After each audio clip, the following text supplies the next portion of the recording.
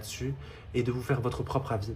Voilà, en ce qui concerne ce duo en saison 1, on l'a dit en story, on ne voulait absolument pas qu'ils se mettent ensemble puisque cette certaine personne devenait violent. Quand ils étaient ensemble, ils retournaient toute la maison jusqu'à taper Adam. Voilà, c'était pas possible.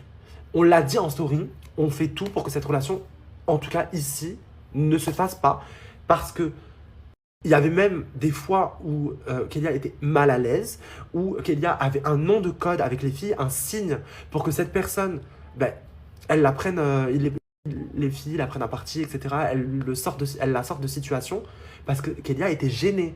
Kélia était vraiment extrêmement gênée. Je vous jure, la vie de ma mère, que ce signe a existé, je vous jure que c'était vraiment gênant pour elle parfois. Donc, nous, on a empêché cette relation. On l'a dit en story, c'est pas quelque chose de « Oh, la prod, elle empêche de nous… » On l'a dit en story. Qu'est-ce qu'il y a? Tout ce qu'on fait, on le dit en story. Le fait que même on t'ait mis dehors, on l'a dit en story. On t'a mis dans la rue. On est venu te récupérer après. On l'a dit en story. Je t'ai fait rentrer chez toi, je t'ai ramené. Tu m'as supplié de rester jusqu'au dernier jour parce que t'avais rien à faire en France. Je t'ai laissé.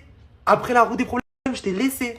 Alors que il s'est passé quelque chose en off où tu as voulu prendre un couteau. Tu as voulu prendre un couteau pour planter un candidat.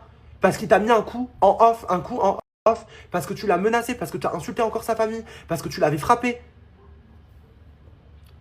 Je t'ai encore laissé dans la villa à risquer des choses. Il y a des autres candidats qui sont là. Tu risquais de les planter. Janine, elle t'a pris dans la cuisine, t'avais des couteaux. Si Janine, elle n'était pas là, t'aurais planté le mec. Il aurait planté Adam. On vit où? On vit où? Et moi, je laisse ça encore gentil à prendre des risques. Comment j'ai pu considérer cette personne? Comment cette personne, actuellement, elle crache sur ma gueule et j'arrive même pas à être méchant et à cracher et à dire des trucs. Tu penses dire des vérités sur moi? Tu penses dire des vérités sur Yuma? Tu penses dire des vérités sur les candidats? Dis, donne ta version. Voilà, tu l'as donnée. Dans tous les cas, ce que tu as dit, c'est confidentiel. Ce que tu as dit, il y a des choses qui sont fausses, c'est de la diffamation. C'est de la diffamation, comme je disais, des plaintes vont être déposées, un dossier va être monté. Maintenant, stop. Faut arrêter. Voilà, c'est juste pour chercher le buzz. Parce que si on parle pas de la Kunas, il n'y a pas de buzz. Crée ton contenu. Je leur ai tous appris ça. Je leur ai donné une communauté. Je leur ai appris à créer leur propre contenu pour que quand ils sortent, ils n'aient pas besoin de la Kunas. Je leur ai tous appris, tous.